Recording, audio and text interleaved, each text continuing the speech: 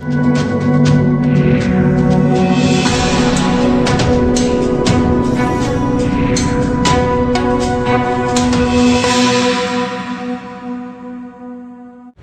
में हुई sub inspector की भर्ती के घोटाले को लेकर दिल्ली के सुप्रीम कोर्ट और हाई कोर्ट में भी याचिकाएं लगाई गई हैं। इस मामले की गहनता से जांच पड़ताल के लिए तमाम उन लोगों ने याचिकाएं दर्ज की हैं जिन लोगों ने उस एग्ज़ाम में हिस्सा लिया था। साथ ही एक युवक भी हमारे साथ मौजूद हैं जो हरियाणा जाकर एक सब इंस्पेक्टर के पद के लिए एग्ज़ाम देने गए थे, और बात करते हैं उनसे कि इन लोगों ने कहाँ इस मामले को लेकर याचिकाएँ लगाई हैं। नाम बताइए। मेरा नाम अशोक कुमार है। 26 सितंबर को हरियाणा में सब इंस्पेक्टर के लिए एग्ज़ाम हुआ था जिसमें 3 सेंटरों पे गड़बड़ हुई थी। कौन कौन से सेंटर थे वो गुड़गांव के सेंटर थे तीनों। उनमें फिर जो चेयरमैन है उनसे बच्चे मिले हैं, उन्होंने उन 3 सेंटरों के पेपर को रिकंडक्ट करने के लिए 13 अक्टूबर को बोल दिया था। उसके बाद में ना उन्होंने उनको 2 ऑप्शन दे दिए थे, जिसको देना है वो भी दो, जिसको ना देना वो ना दो। इसका मतलब तो ये हुआ जिसका बढ़िया बना वो तो नहीं देने जाएगा। पोस्ट केवल 400 थी। और इसके बाद हमने वहाँ पे चंडीगढ़ में भी धरना प्रदर्शन किया, वहाँ भी हमें निराशा ही हाथ लगी। उसके बाद हमने 8 अक्टूबर को एक कोर्ट केस कर दिया इस भर्ती के ऊपर, जिस पर हमें स्टे नहीं मिल पाया और बार बार डेट पे डेट दी जा रही हैं। ना ही मामले की गहनता से कोई जांच की जा रही है। इसके बाद में अब हमें 19 जनवरी की डेट दी गई है। तो कौन सी कोर्ट में अपने याचिकाएं लगाई हैं? कौन सी कोर्ट में लगाई हैं? अभी फ़िलहाल हाई कोर्ट में केस चल रहा है। जैसे ही वहाँ से कोई डिसीजन आएगा उसके बाद हम सुप्रीम कोर्ट की तरफ रुख करेंगे। तो कौन कौन विभाग हैं जो इसमें सम्मिलित हैं और क्या किस तरह की जो पिटीशन है वो फाइल की गई है?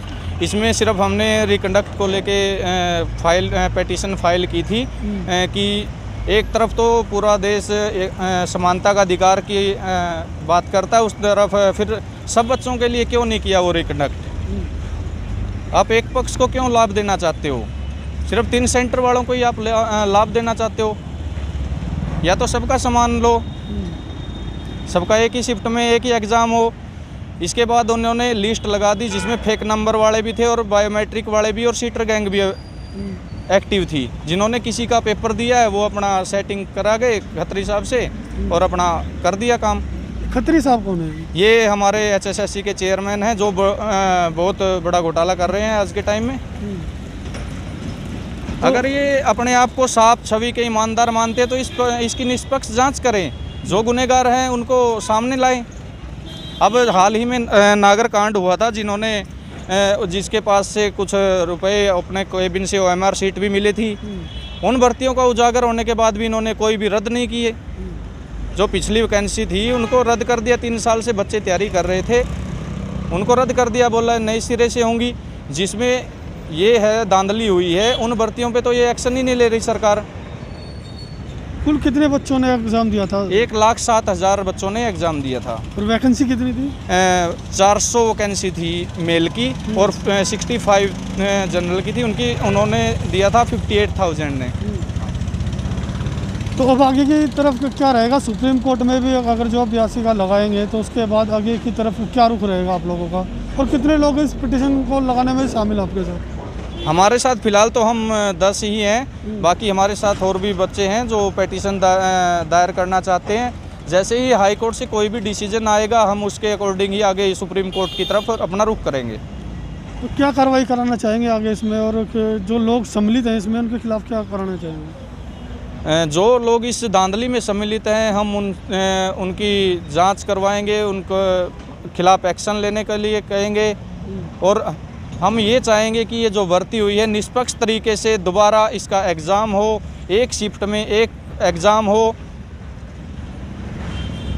एक ही बार में तो कई सेंटर जो है वो चलाए गए थे, जहां अशोक ने बताया कि गुड़गांव के जो 3 सेंटर थे उनमें एक बड़ी धांधली हुई है और पूरे मामले को लेकर हाई कोर्ट में याचिका लगाई गई है। अगर जो हाई कोर्ट से भी इन लोगों को कोई राहत की सूचना नहीं मिलती तो उसके बाद तमाम जो लोग हैं वो सब सुप्रीम कोर्ट की तरफ जो है कुछ करेंगे। अब ये पूरा मामला जो है जांच का विषय है और न्यायाधीश को भी चाहिए कि इस मामले को लेकर गहनता से जांच पड़ताल के आदेश दे,